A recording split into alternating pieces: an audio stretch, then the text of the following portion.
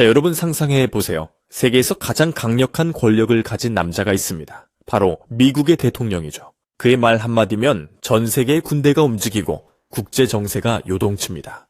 그런데 이 천하무적일 것 같은 미국 대통령조차 마음대로 하지 못하는 단 한 명의 남자가 있습니다. 심지어 대통령이 너 해고야라고 소리쳐도 법적으로 나를 자를 수 없습니다라며 눈 하나 깜짝 안 하고 버티는 인물이죠. 바로 세계 경제의 대통령이라 불리는 미국 연방준비제도 의장 제롬 파월입니다. 도널드 트럼프와 제롬 파월, 이 두 사람의 관계는 현대 경제사에서 가장 기묘하고도 살벌한 라이벌 관계라고 해도 과언이 아닙니다. 자기를 임명해 준 사람에게 칼을 겨누는 부하 직원과 그런 부하를 향해 국가의 적이라며 비난을 퍼붓는 상사. 오늘은 이 두 거물의 치열한 전쟁 같은 이야기를 아주 깊숙이 파헤쳐 보겠습니다.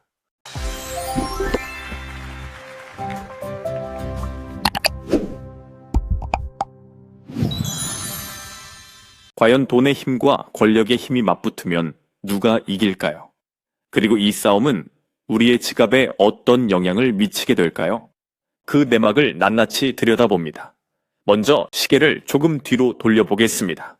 2017년 말 도널드 트럼프 대통령은 새로운 연준 의장을 찾고 있었습니다. 당시 연준 의장은 제닛 옐런이었죠.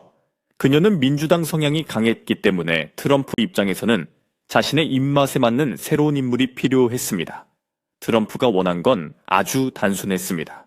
자신의 경제 부양 정책을 확실하게 밀어줄 사람, 즉 금리를 낮게 유지해서 주식시장을 띄우고 기업들이 돈을 펑펑 쓰게 만들어줄 그런 예스맨을 원했던 겁니다. 그래서 트럼프의 선택을 받은 인물이 바로 제롬 파월이었습니다. 펄은 1953년생으로 당시 64세였습니다. 그는 경제학 박사 출신이 즐비한 연준 역사에서 보기 드문 변호사 출신이자 투자은행가 출신이었습니다. 프린스턴 대학에서 정치학을 전공하고 조지타운 로스쿨을 졸업한 후 월가에서 승승장구했던 인물이죠. 그는 1990년 거대 사모펀드의 파트너로 일하며 수백억 원대의 자산을 쌓았습니다. 전형적인 월가에 성공한 금융맨이었던 겁니다. 트럼프는 생각했겠죠. 월가 출신이니 시장 돌아가는 생리를 잘 알 테고 내가 사업가 출신이니 말이 좀 통하겠지. 펄이라면 내 뜻대로 저금리 파티를 계속해줄 거야 라고 말입니다.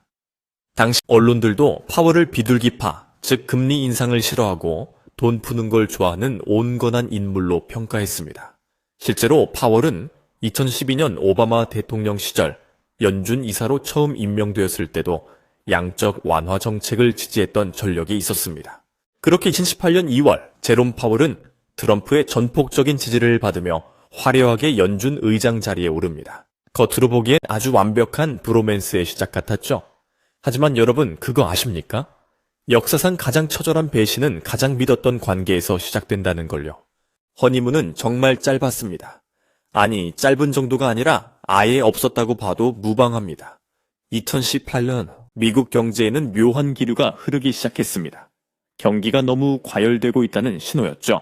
실업률은 3.9%까지 낮아지고 소비는 폭발하는데 이대로 두면 인플레이션이라는 괴물이 깨어날지도 모르는 상황이었습니다. 여기서 잠깐 연방준비제도가 정확히 무엇을 하는 곳인지 짚고 넘어가야겠습니다. 많은 분들이 연준이라는 말은 들어봤지만 정확히 뭐 하는 곳인지 헷갈려 하시거든요. 연준은 쉽게 말해서 미국의 중앙은행입니다. 우리나라로 치면 한국은행이죠. 연준의 가장 중요한 임무는 두 가지입니다. 첫째는 물가를 안정시키는 것, 둘째는 고용을 최대한 늘리는 것입니다. 이 두 마리 토끼를 동시에 잡으려면 금리라는 무기를 적절히 사용해야 합니다. 금리가 뭐냐고요? 쉽게 생각하시면 됩니다. 금리는 돈의 가격입니다. 은행에서 돈을 빌릴 때 내야 하는 임대료죠. 연준이 금리를 올리면 돈을 빌리는 비용이 비싸지니까 사람들이 돈을 덜 빌립니다. 그러면 시중에 돈이 줄어들고 물가가 안정됩니다. 반대로 금리를 내리면 돈 빌리기가 쉬워지니까 사람들이 돈을 많이 빌려서 쓰고 경기가 살아납니다. 이게 중앙은행이 경제를 조절하는 가장 강력한 수단입니다. 자, 이제 파월의 선택으로 돌아가 보죠. 여기서 제롬 파월은 자신의 본색을 드러냅니다. 그는 트럼프가 기대했던 예스맨이 아니었습니다. 그는 철저한 데이터 신봉자이자 연준의 독립성을 목숨처럼 여기는 원칙주의자였죠. 파월은 취임 첫 해인 2018년에만 무려 4차례나 금리를 인상해 버립니다. 3월에 한 번, 6월에 한 번, 9월에 한 번, 12월에 또 한 번. 기준금리를 1.5%에서 2.5%까지 끌어올렸습니다. 이건 트럼프 입장에서는 뒤통수를 쇠망치로 얻어맞은 기분이었을 겁니다. 트럼프는 자신의 재임 기간 동안 다우존스 지수가 하늘 높은 줄 모르고 치솟기를 원했습니다. 그게 곧 자신의 성적표라고 생각했으니까요. 실제로 트럼프는 집권 초기 주가가 오를 때마다 트위터에 주가 그래프를 올리며 자랑했습니다. 이게 다 내 덕분이라고요? 그런데 파월이 금리를 올리니 주식시장이 비틀거리기 시작했습니다. 2018년 10월부터 12월까지 석 달 동안 다우존스 지수가 무려 18%나 폭락했습니다. 수많은 투자자들의 자산이 순식간에 증발한 겁니다. 트럼프는 분노를 참지 못하고 트위터를 켜서 폭격을 시작합니다. 연준이 미쳤다. 금리를 올리는 건 자살행위다. 심지어는 제롬 파월이 시진핑보다 더 나쁜 미국의 적이다라는 말까지 서슴지 않았습니다. 대통령이 자국의 중앙은행장을 향해 적이라고 부르는 초유의 사태가 벌어진 겁니다. 2018년 12월 18일 크리스마스가 바로 코앞인 날이었습니다. 연준은 또다시 금리를 올렸고 트럼프는 그 다음날 트위터에 이렇게 썼습니다. 연준은 시장이 원하는 게 뭔지 전혀 감이 없다. 그들은 마치 강력한 골퍼가 퍼팅을 못하는 것과 같다. 금리는 너무 높다. 트럼프는 연준을 골프도 제대로 못 치는 무능한 선수에 비유한 겁니다. 골프광인 자신에게는 최고의 모욕이었겠죠. 자, 여기서 우리는 이 두 사람의 싸움이 단순한 감정 싸움이 아니라는 걸 이해해야 합니다. 이건 본질적으로 엑셀을 밟고 싶은 자와 브레이크를 밟아야 하는 자의 구조적인 충돌입니다. 트럼프라는 운전자는 미친 듯이 속도를 내서 목적지에 빨리 도착하고 싶어 합니다. 그래야 표를 얻고 재선에 성공할 수 있으니까요. 그는 경제라는 자동차의 엔진이 과열되든 말든 일단 밟고 보는 스타일입니다. 반면 조수석에 앉은 제롬 파월은 속도계를 보고 엔진 온도를 체크하는 정비사 겸 안전요원입니다. 그가 보기에 지금 속도는 너무 위험합니다. 이대로 가다가는 엔진이 터지거나 가드레일을 들이받고 전복될 게 뻔해 보이죠. 그래서 운전자가 엑셀을 밟을 때마다 옆에서 사이드 브레이크를 잡아당기는 겁니다. 운전자 입장에서는 얼마나 답답하겠습니까? 내가 왕인데, 내가 대통령인데 왜 내 말을 안 들어? 라며 화를 내는 건 어찌 보면 당연한 반응일지도 모릅니다. 하지만 파월은 꿈쩍도 하지 않았습니다. 그는 정치적 압력에 굴복하는 순간 연준의 신뢰가 무너진다는 걸 너무나 잘 알고 있었기 때문입니다. 실제로 파월은 기자회견에서 이런 말을 했습니다. 우리는 정치적 고려 없이 오직 경제 데이터와 장기적 안정만을 보고 결정합니다. 이 말은 곧 대통령이 뭐라고 하든 신경 쓰지 않겠다는 선전포고나 다름없었습니다. 여기서 흥미로운 점은 파월이 공화당원이라는 사실입니다.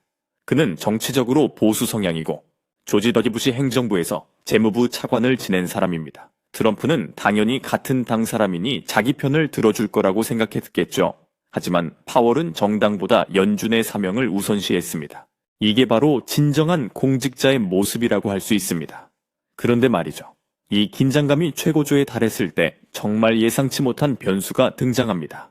바로 코로나19라는 전염병이었습니다. 2020년 초 중국 우한에서 시작된 바이러스가 전 세계를 강타하면서 실물 경제가 순식간에 얼어붙었죠.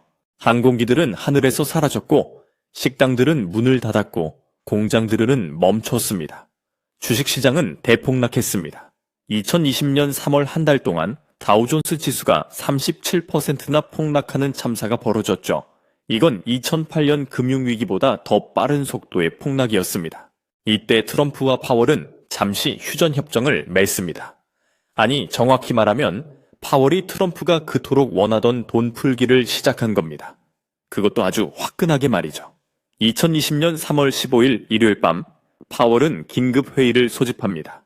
그리고 다음날 새벽 기준 금리를 단숨에 제로 수준, 정확히는 0에서 0.25%로 낮춰버립니다.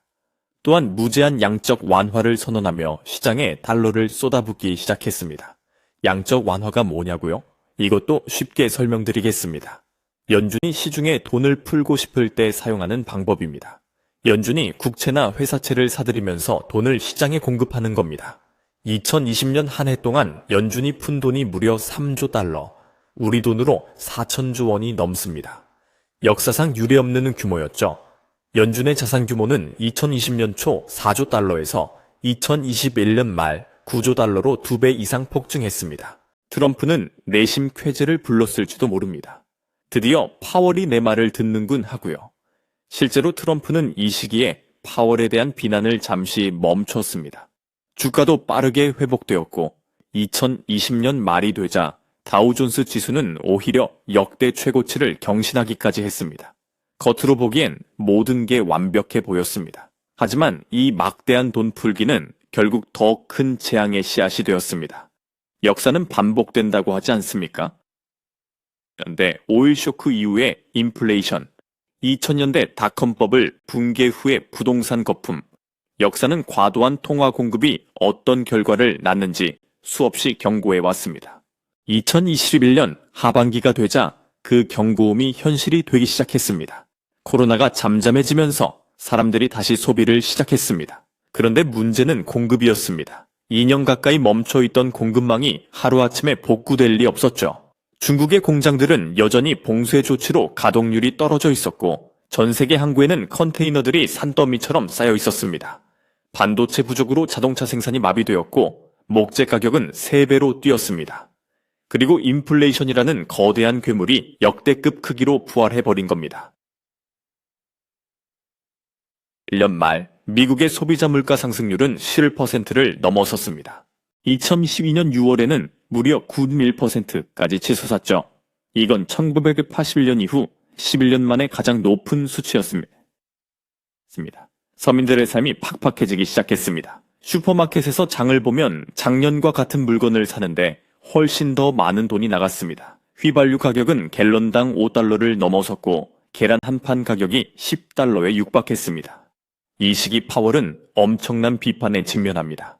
보수와 진보 할 것 없이 모두가 파월을 공격했습니다. 보수 진영은 돈을 너무 많이 풀었다고 비난했고 진보 진영은 금리 인상을 너무 늦게 시작했다고 비난했습니다. 사실 둘 다 맞는 말이었습니다. 파월은 2021년 내내 인플레이션이 일시적일 것이라고 오판했습니다. 공급망이 정상화되면 물가도 저절로 안정될 거라고 봤던 거죠. 이건 명백한 실책이었습니다. 자, 이제 이야기는 2막으로 넘어갑니다. 인플레이션과의 전쟁이 시작된 것이죠. 파월은 이제 물러설 곳이 없었습니다. 2022년 3월부터 그는 역사상 가장 빠른 속도로 금리를 올리기 시작합니다. 자이언트 스텝이라는 말이 뉴스에 도배되던 시절 기억하시죠? 자이언트 스텝이란 한 번에 0.75%포인트씩 금리를 올리는 걸 말합니다. 보통은 0.25%씩 조금씩 올리는데 파월은 그렇게 한가하게 할 상황이 아니었던 겁니다. 2022년 한 해 동안 파월은 7차례나 금리를 올렸습니다. 기준금리가 0.25%에서 4.5%로 무려 10배나 뛴 겁니다. 이건 1980년대 폴 볼커 의장 이후 가장 공격적인 금리 인상이었습니다. 그 폴 볼커는 누구냐고요?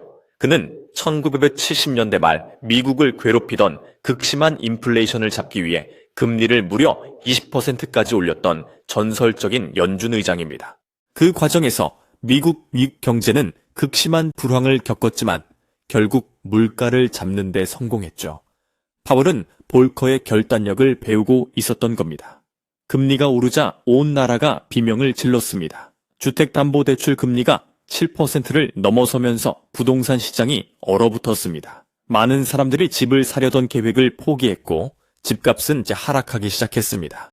기업들도 고금리 때문에 투자를 줄였고 실리콘밸리의 테크 기업들은 대규모 정리해고를 시작했습니다. 메타, 아마존, 구글, 마이크로소프트 등 쟁쟁한 기업들이 수만 명의 직원을 내보냈습니다. 이때 트럼프는 비록 백악관을 떠나 있었지만 파월에 대한 비난을 멈추지 않았습니다. 그는 유세 현장에서 이렇게 말했습니다. 파월은 금리를 너무 늦게 올렸다가 이제는 너무 많이 올리고 있다. 그는 항상 틀리는 사람이다. 내가 다시 대통령이 되면 그를 교체할 것이다. 파워풀한 발언이었죠. 트럼프는 파월을 양쪽에서 다 공격한 겁니다. 금리를 늦게 올려서도 문제고 많이 올려서도 문제라는 식이었습니다. 그리고 시간이 흘러 2024년 대선이 다가오면서 트럼프가 재집권 가능성이 높아졌습니다. 여론조사에서 트럼프와 바이든이 박빙의 승부를 벌이고 있었고 결국 2024년 11월 트럼프가 재선에 성공하면서 이 둘의 악연은 새로운 국면을 맞이하게 됩니다. 사람들은 궁금해하기 시작했습니다. 만약 트럼프가 다시 백악관에 입성한다면 눈엣 가시 같은 제롬 파월을 진짜로 잘라버리지 않을까 하고 말이죠. 여기서 정말 흥미로운 법적 쟁점이 등장합니다. 과연 미국 대통령은 연준 의장을 해고할 수 있을까요? 정답부터 말씀드리면 법적으로는 거의 불가능에 가깝습니다. 연방준비법에 따르면 대통령은 연준 이사를 해임할 수 있는 권한이 있기는 하지만 여기에는 아주 엄격한 조건이 붙습니다. 바로 직무 태만이나 범죄 행위 같은 명확한 사유가 있어야 한다는 점입니다. 단순히 금리 정책이 마음에 안 든다는 이유로는 해고할 수 없다는 게 법조계의 중론입니다. 왜냐하면 연준의 독립성은 법으로 보호받고 있기 때문입니다. 연준 의장의 임기는 4년이고 파월의 현재 임기는 2026년 5월까지입니다. 트럼프의 2기 임기 중반쯤까지는 파월이 버틸 수 있다는 얘기죠. 하지만 트럼프가 누구입니까? 관례와 규칙을 깨부수는 걸 즐기는 인물 아닙니까?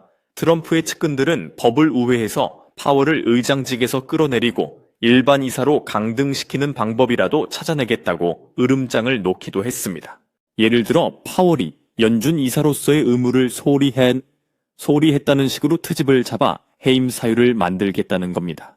물론 이건 법적으로 매우 위험한 도박이고 연방 법원에서 막힐 가능성이 큽니다. 이에 질세라 제롬 파월 역시 공식 석상에서 기자가 사퇴할 생각이 있냐고 묻자 단호하게 아니오라고 짧고 굵게 대답하며 전의를 불태웠죠. 2024년 11월 트럼프 당선 직후 기자회견에서 한 기자가 물었습니다.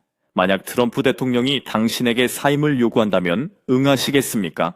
파월의 대답은 간단했습니다. 아니요, 단 한 단어였습니다. 그리고 기자가 다시 물었습니다. 대통령이 당신을 해임할 법적 권한이 있다고 생각하십니까? 파월의 대답은 역시 한 단어였습니다. 아니요. 이 짧은 대답 속에는 엄청난 무게가 실려 있었습니다. 파월은 법과 제도를 믿고 있었고 정치적 압력에 굴복하지 않겠다는 의지를 천명한 겁니다. 이건 마치 서부 영화의 한 장면처럼 서로 총을 겨누고 있는 형국입니다. 누가 먼저 방아쇠를 당길 것인가? 아니면 결국 대화로 풀 것인가? 전 세계가 이 대결을 숨죽이며 지켜보고 있습니다. 그렇다면 왜 이렇게까지 연준의 독립성이 중요한 걸까요?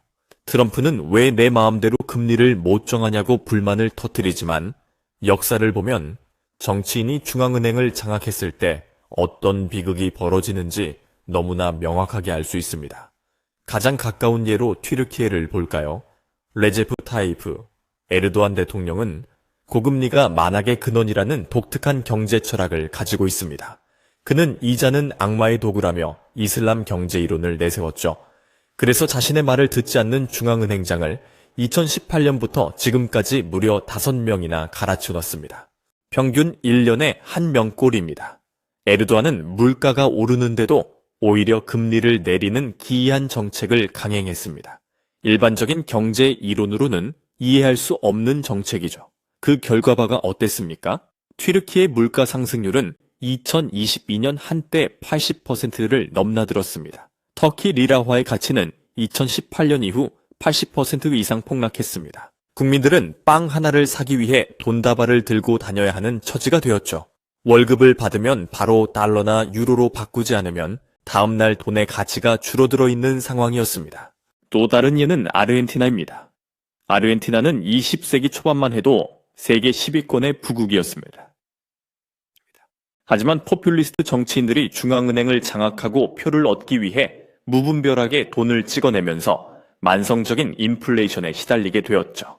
지금 아르헨티나의 연간 인플레이션율은 무려 200%를 넘나듭니다. 한 달 전 100만 원이던 물건이 지금은 200만 원이 넘는다는 얘기입니다. 미국 자체의 역사도 교훈을 줍니다. 1970년대 리처드 닉슨 대통령은 당시 연준 의장이었던 아서 번즈를 압박해 1972년 대선을 앞두고 돈을 풀게 만들었습니다. 닉슨은 재선을 위해 단기적인 경기 부양이 필요했고 번즈는 대통령의 압력에 굴복했습니다. 그 결과 미국은 10년 가까이 스태그플레이션이라는 끔찍한 경제 침체의 늪에서 허우적대야 했습니다. 스태그플레이션이 뭐냐고요? 침체를 뜻하는 스태그네이션과 인플레이션의 합성어입니다. 경기는 안 좋은데 물가만 치솟는 최악의 상황을 말하죠. 실업률은 높고 임금은 안 오르는데 물가만 오르니까 서민들은 2중 3중으로 고통받았습니다. 미국이 이 늪에서 빠져나온 건 1980년대 폴 볼커 의장이 극약 처방을 쓴 덕분이었습니다.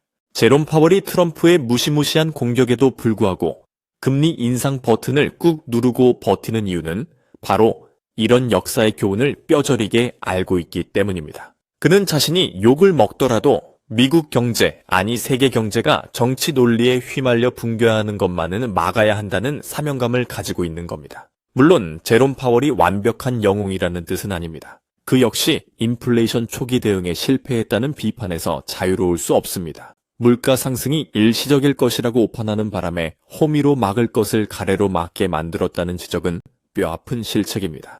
만약 2021년 하반기에 금리를 올리기 시작했다면 인플레이션이 과위 %까지 치솟는 일은 없었을지도 모릅니다.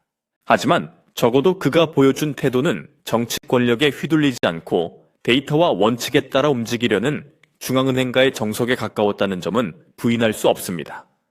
반면 트럼프는 경제를 숫자가 아닌 직관과 협상의 대상으로 바라봅니다.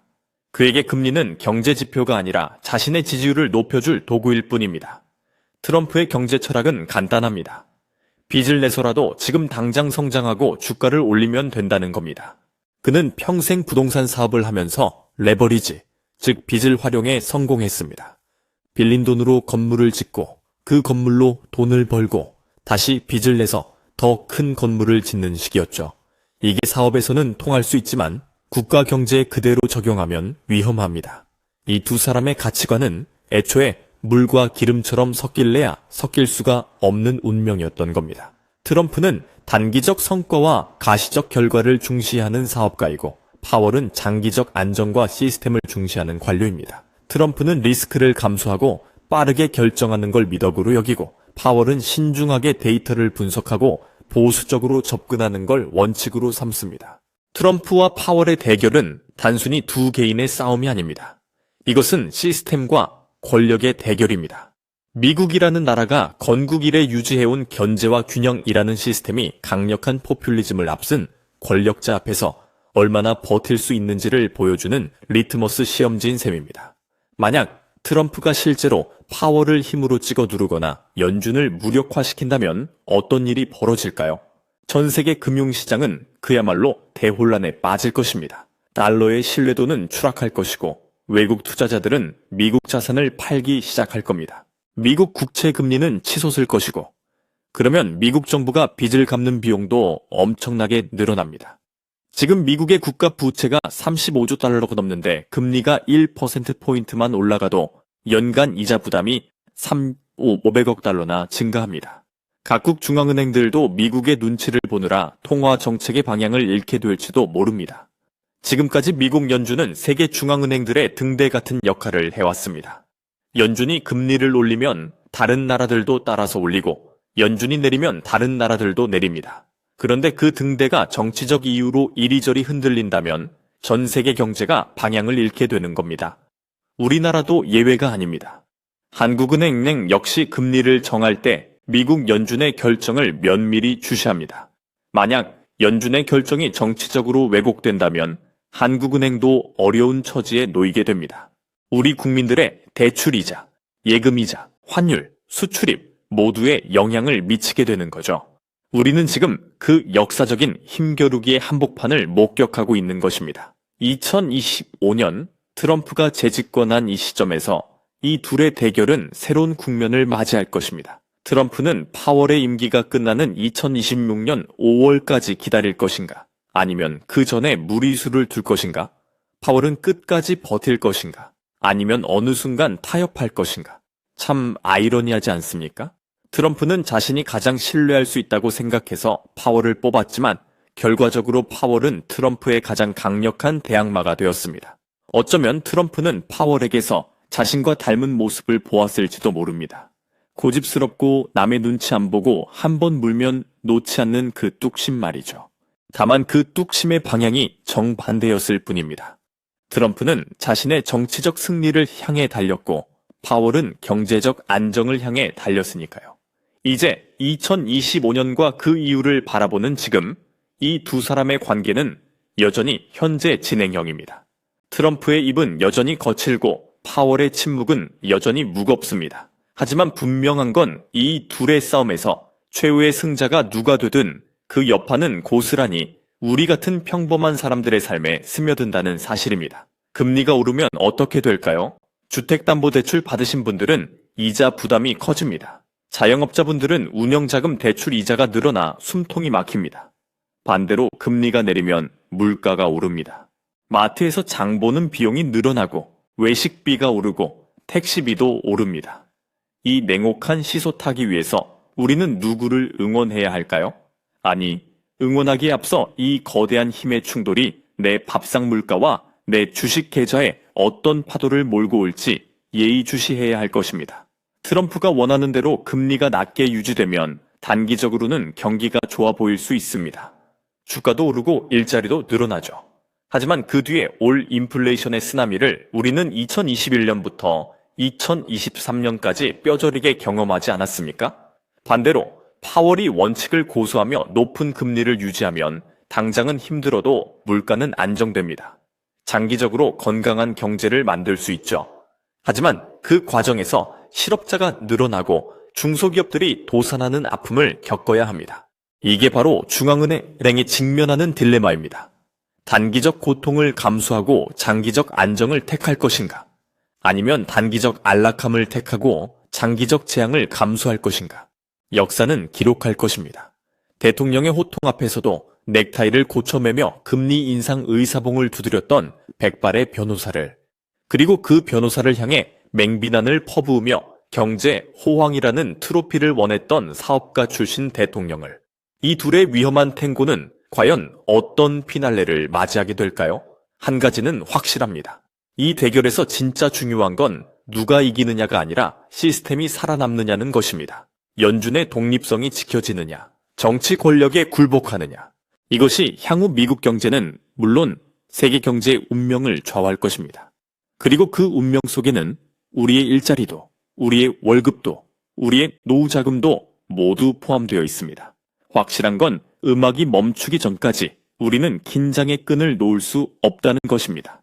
지금까지 세계 경제를 뒤흔드는 두 거물, 트럼프와 파월의 숨막히는 라이벌전을 살펴봤습니다. 여러분은 어떻게 생각하시나요? 정치적 리더십이 경제를 이끄는 게 맞을까요? 아니면 경제 전문가의 독립성이 절대적으로 지켜져야 할까요? 댓글로 여러분의 생각을 남겨주세요. 미래 정치 경제학이었습니다.